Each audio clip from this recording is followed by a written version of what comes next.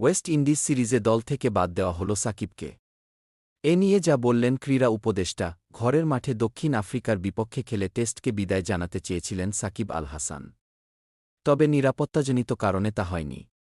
দক্ষিণ Africa series শেষে আফগানিস্তানের বিপক্ষে ওয়ানডে সিরিজেও ছিলেন না সাকিব। তাই আসন্ন ওয়েস্ট সিরিজেও এই টাইগার অলরাউন্ডারের দলে থাকা নিয়ে দেখা দিয়েছে শঙ্কা।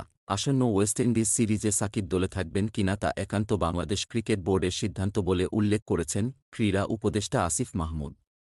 শনিবার ১৬ নভেম্বর সকালে জাতীয় সংসদ ভবন এলাকায় বিশেষ চাহিদা সম্পন্ন শিশুদের জন্য নির্মিত শহীদ ফারহান ফাইয়াজ খেলার মাঠের উদ্বোধনী অনুষ্ঠানে ক্রীড়া উপদেষ্টা বলেন, দেখেন, ক্রিকেট বোর্ড একটা অটোনোমাস বডি।